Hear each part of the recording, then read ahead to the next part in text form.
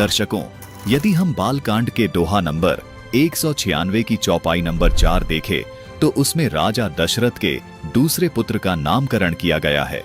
लिखा है कि भरत का नाम इसलिए भरत रखा गया क्योंकि परमात्मा सबका भरण पोषण करने वाला होता है। वेदों में परमात्मा को सबका भरण पोषण करने वाला कहा है, इसलिए ऋषि वशिष्ठ जी ने राजा दशरथ के दूसरे पुत्र का नाम भरत रख दिया। दर्शकों, अब यदि आपसे ये पूछा जाए कि क्या वास्तव में राजा दशरथ के दूसरे पुत्र यानी भरत जी सबका धारण पोषण करने वाले थे, तो इसका उत्तर होगा नहीं। इसी प्रकार राजा दशरथ के पहले पुत्र यानी रामचंद्र जी भी पार ब्रह्म परमात्मा नहीं है, सत्पुरुष नहीं है। आपको सूक्ष्म वेद से भी प्रमाणित कर चुके हैं कि पार ब्रह्म परमात्मा यानी आदि राम सत्पुरुष कबीर साहिब जी ही हैं, जिनको वेदों में कबीर देव कहा गया है।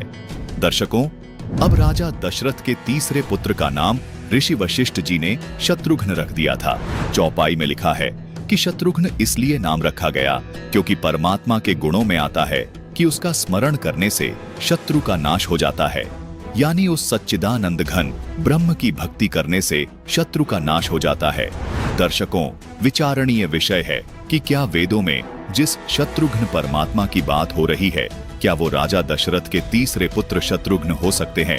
इसका भी उत्तर होगा नहीं हो सकते। दर्शकों, अब बात करते हैं राजा दशरथ के चौथे बेटे के नामकरण की। दर्शकों, वेदों में परमात्मा को शुभम नाम से भी संबोधित किया गया है। इसी को मुसलमान समाज सुभान अल्लाह कहते हैं।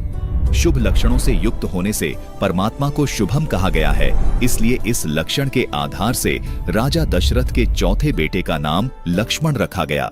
दर्शकों, इन सभी दोहों चौपाइयों से स्पष्ट हो जाता है कि राजा दशरथ के बड़े बेटे का जो नाम रखा गया, ये वो राम नहीं है जिसकी महिमा वेद गा रहे हैं। वीडियो को पूरा देखने के लिए फैक्टफुल डिबेट्स यूट्यूब चैनल पर विजिट करें।